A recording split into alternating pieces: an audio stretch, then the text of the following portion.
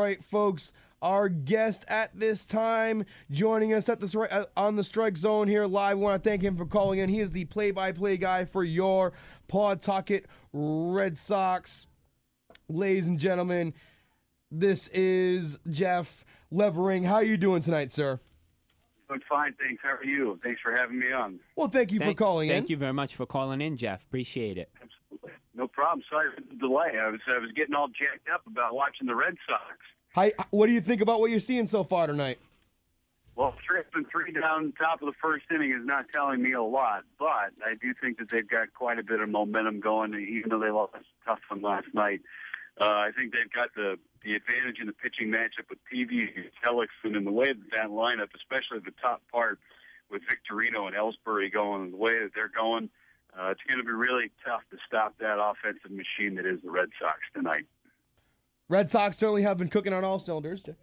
And I wanted to ask you, Jeff, last night Koji Uehara, he really wasn't as clutch as many people think. They're giving up the walk-off home run to Jose Lobaton in the bottom of the ninth inning last night. Can you talk a little bit about that? I mean, he was pretty clutch this year, and I know some people were even, it seemed, anointing him as the next great closer for the Red Sox, but definitely in a clutch situation, he didn't really come up so clutch there. Well, he picked up game number 2, and he pitched well, as you said, all season long. I mean, there was not a reliever in baseball who was any better than Koji Uehara. And it was a situation where, and even if you look at the replays, Jose Lobaton went down and got a pitch that was below the strike zone and just happened to put a good swing on a good pitcher's pitch and hit it into the Ray tank in deep center field. But Koji's done a great job. That was the first home run that he has allowed since June the 30th. Last night he comes in a tie game. It's not even a Red Sox leading situation, so he didn't blow a save. He came in a tie ball game. Coach is he's going to be fantastic. He comes in if the Red Sox have a lead tonight. John Farrell's not going to have any reservations on bringing him in there tonight's ball game if the situation proceeds itself. But Koji, sometimes pitchers have to just give hitters a little bit of credit for hitting pitchers' pitches. I think last night is one of those circumstances where Koji, at the end of the night, I made a good pitch. He beat me, tipped my cap, and the Red Sox still have every bit of momentum in this series, too.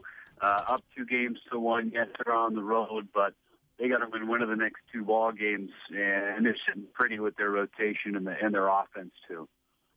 Now, Jeff, what are your thoughts on some of the management decisions that John Farrell has made? He made a couple controversial calls in yesterday's game, having Buck Hall pitch to Evan Longoria, which gave rise to the 3-run home run, which tied the game. Also, pinch running Xander Bogaerts, pinch running him for Will Middlebrook seemed like a questionable call. If you look at Xander Bogaerts' steal record, it's around 500. I think 17 steals, caught 16 times, where Middlebrook seems like a speedy enough guy, and of course pinch running for Ortiz as well. What were your thoughts on some of the managerial decisions Farrell made yesterday?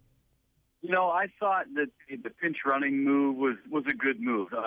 Middlebrooks, having seen him in Pawtucket this year, he doesn't move as well as Xander Bogaerts does. And Bogaerts, he might be a step below at third base defensively, where Middlebrooks might be just a step above. But it really didn't come into play just because Bogaerts never came to the plate again. Yeah, Middlebrooks' spot never came up.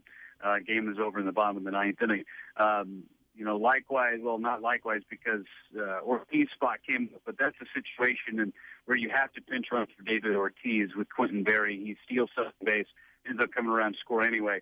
So it's a situation where, he pushed the right buttons, but the execution just wasn't there on some particular parts as well. But I think his decisions to pinch run were smart, and they were well executed as well. They were timely. They needed to happen. It just seemed like all season long, John Farrell's been pushing the right buttons with this club, and he just didn't happen to push the right ones yesterday, where the situations just didn't work out for him.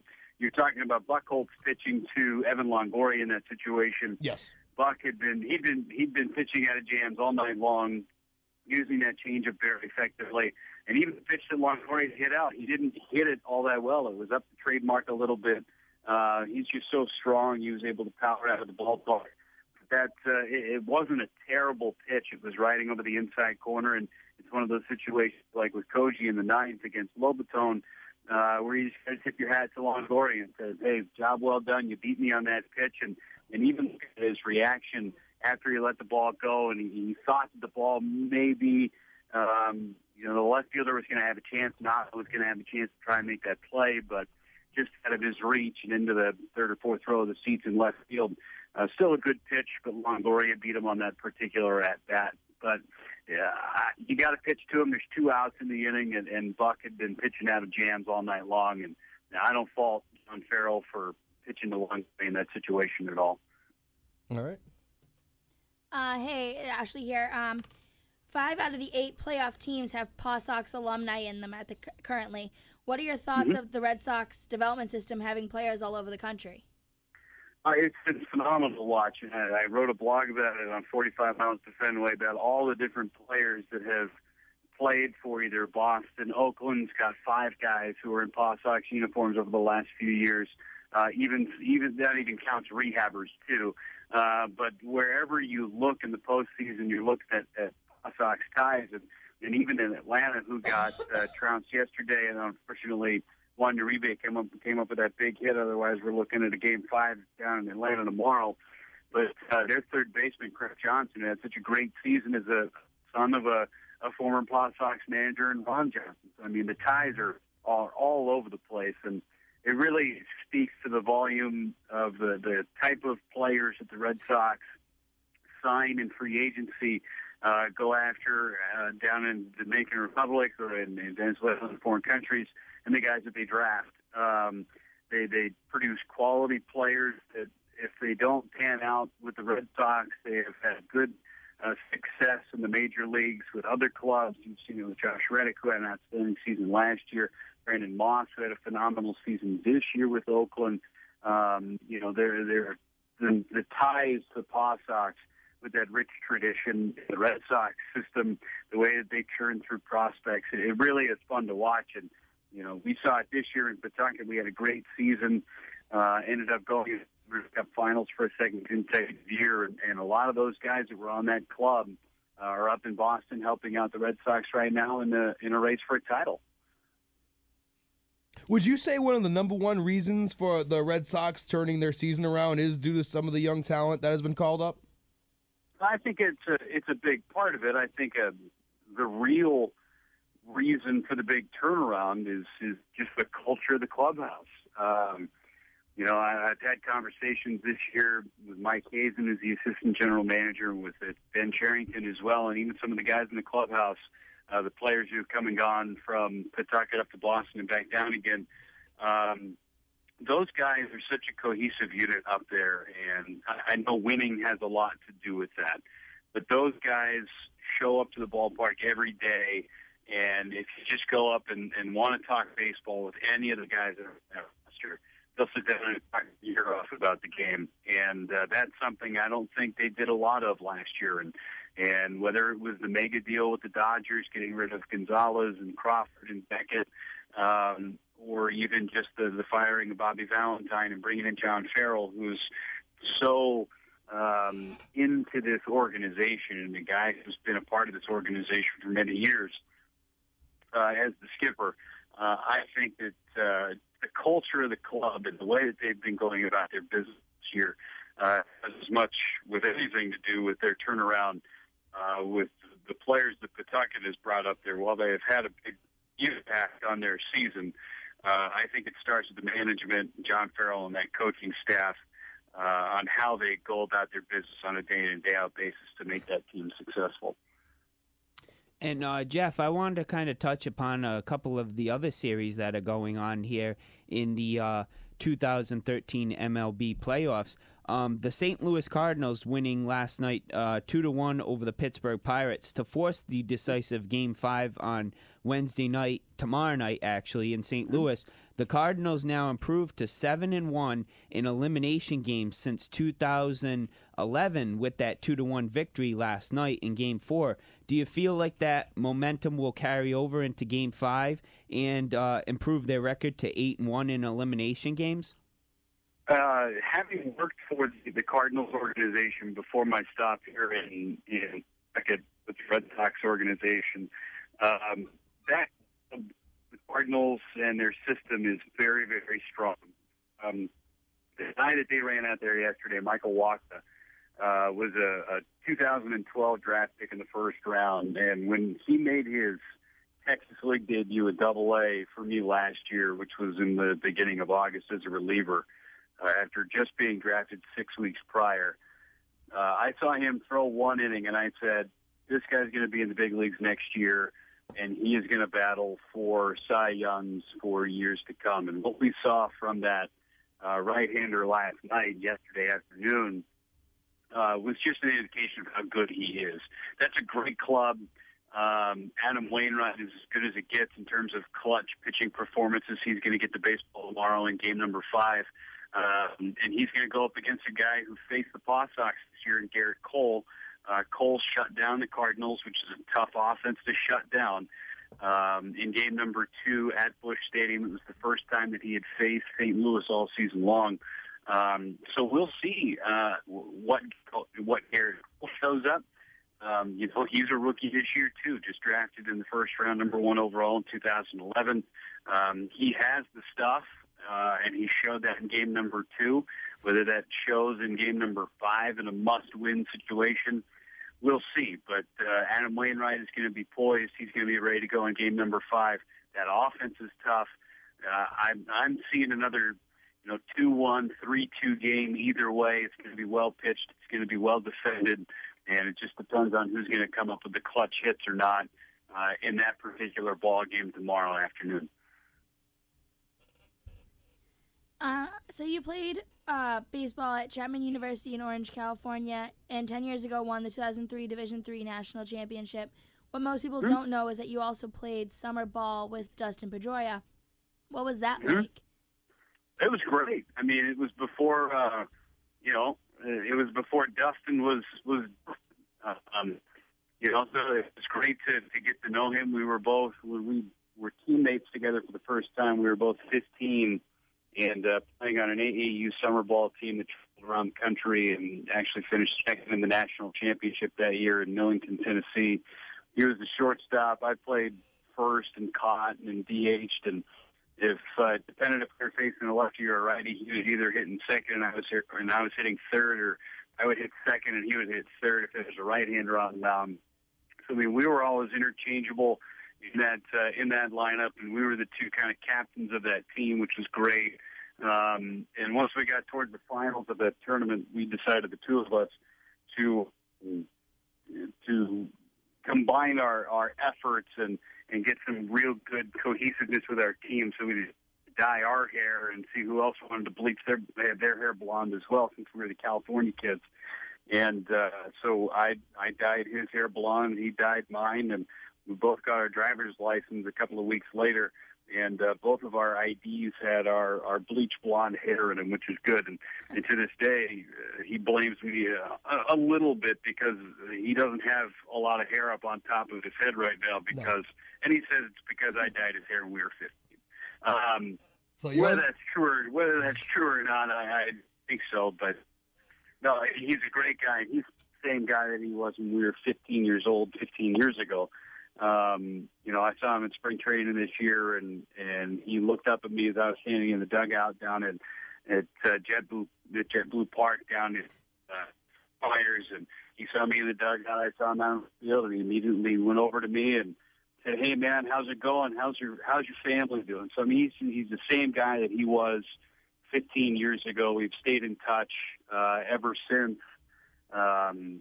We went off to college in different spots, and we've always stayed in touch over the course of the years. And it's been fun to watch him go from, Dustin Pedroia, the shortstop that I was messing around with 15 years ago to Dustin Pedroia, Rookie of the Year, Dustin Pedroia, American League MVP and World Series champion. So it's been fun to watch him and go about his business the way that he has. And obviously, Jeff, he's made quite the jump up to the big leagues. I imagine that at some point you'd really like to make the jump up to the big leagues as well.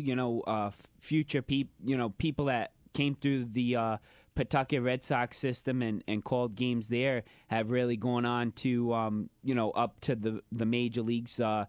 As recently as Aaron Goldstein there last year, now working with the Seattle Mariners. That must be a dream of yours to someday be up with the big leagues, I imagine.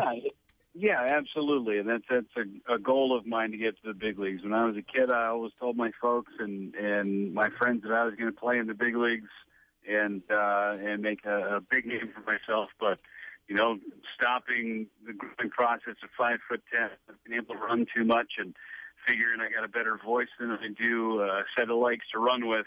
I'll take the broadcasting route now, and being one step away is pretty crazy to imagine. And the job that I have right now and the precedent that has been set by those who have come before me is pretty daunting, and it's very flattering for me to be even in the conversation with some of the names, Don Orsillo and Gary Cohen and Dave Fleming, just to name a couple who have come before me. And Aaron, who I knew in my time in the Texas League, too, couldn't be happy for Aaron. He's such a great guy and does such a great job on the radio as well. Couldn't be happier for him and his success, and I know the folks in Seattle have a real treat in Aaron being the number 2 guy. I just hope that the line does not end with me. I know everybody puts a lot of pressure on this position to get up to the big leagues, and it's been 8 straight since year 2000 when Don Orsillo got the Red Sox job. So I'm hoping to make it 9 for 9. Whether that happens or not, or when it happens, is still to be determined. But I hope the string of luck of Paw Sox broadcasters making it into the big leagues certainly doesn't end with me. All right. So last year you called the Texas League final, and this year you called the International League final. The Springfield Cardinals won it, and the Paw Sox lost. What was it like to call those games? It was very fun. The Cardinals had a great run last year. A lot of those guys that were on the club in 2012 up in St. Louis right now, Michael Wacha, Carlos Martinez, Trevor Rosenthal, Matt Carpenter, Matt Adams. Those are just to name a couple of the guys that were on that Springfield Cardinals team in 2012 that are helping out that St. Louis Cardinals team. That was a very talented team. It was a lot of fun to be a part of that. It was my 3rd year in the Cardinal system, so to see the hard work of those guys in that system pay off was extremely helpful and really a lot of fun to be a part of, and be a part of the celebration as well was great. I wish we could have finished one off this season against Durham, but hit a dry spot with our offense, didn't score a run for 26 straight innings. After the 3rd inning of game number 2, the bats went a little bit dry against that Durham pitching staff. So it would have been great to go back-to-back, personally for me, going AA, AAA championships. But it would have been great back-to-back championships for the Paw Sox. It would have been their first back-to-back championships in franchise history. So it would have been outstanding. We had a great club this year, led by manager Gary DeSarcini and all those outstanding players as well. Wish they could have celebrated and popped a couple of more bottles of champagne, but it just wasn't in the cards this year, unfortunately. And depending on who comes back next year, who knows, we might make another run into the playoffs. Now, speaking of making runs into the playoffs, the Red Sox obviously have high expectations. 0-0 currently in the 2nd inning in the game against Tampa Bay, Game 4. Suppose the Red Sox are to advance. Who do you think possesses the biggest threat to the Red Sox left in the playoffs, Jeff? Well, depends on who comes out of the other series in the American League. The Tigers are a very good team, very good offense. Another former Paw Sox player, Jose Iglesias, helping them out. A good defensive player in that pitching staff with Scherzer and Verlander, Fister and Sanchez at the start. Those guys are tough. Those guys are really tough. So Detroit is scary. Oakland is scary because they grind out at bats. They've got very good offense. Their pitching is very strong, especially in the bullpen. So that's a fun series in the championship series if the Red Sox get there. The Dodgers are a very strong team. That's a lineup that is extremely scary. It doesn't have any holes. And then you've got Kershaw and Greinke, the top two guys in the rotation, that can shut down any offense. So those two guys are a little bit scary, and they shortened down the back end of the bullpen with Brian Wilson, who's an eighth-inning guy, J.P. Howell, who's a seventh-inning guy, and Kenley Jansen, who's one of the best closers in the game. The Dodgers are a scary club, and so are the Cardinals, too. These teams are in the postseason because they're good clubs. They played baseball in all facets. They throw the ball well, they hit the ball well, and they field the ball well, and they wouldn't be in these positions unless they did all three things extremely well. So, in a 7-game series, anything can happen. Anything can happen in a 5-game series, too, and the Red Sox, you're talking about being 0-0 in the top of the second inning. They just knocked out the starter Helix, and they've already gone to the bullpen. They've got the bases loaded with nobody out for Salty. So, I mean, it's, who knows what's going to happen.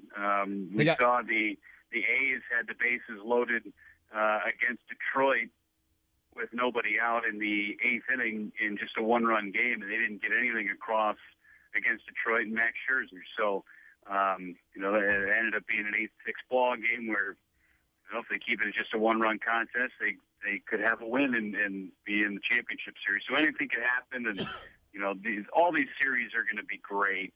And I still feel really good about the Red Sox chances. How fun would it be if we see a Red Sox LA World Series after that crazy trade last season? It would be really fun, and you know what? It would be great because it's a trade that benefited both teams extremely well, and I think it would be great to see the Dodgers and the Red Sox battle it out in the World Series.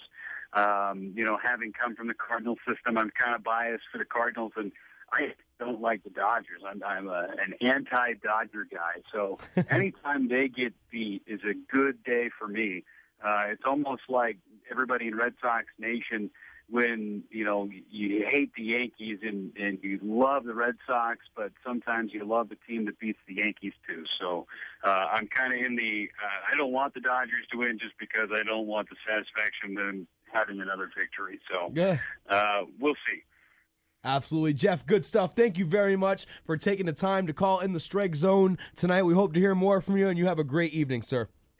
Sounds good. Thanks, Phil. Go Sox. Thanks again, Jeff. Take care. You too. Bye-bye. Jeff Levering, folks, he is the play-by-play announcer for your Pawtucket Red Sox, having some great insight onto the playoff outlook, on where some of the former Paw Sox players are at now and how they're contributing. I mean, really a lot of influence. I didn't realize 5 out of the 8 teams. I mean, it makes sense when you think about it with the Iglesias trade and all those players on L.A. and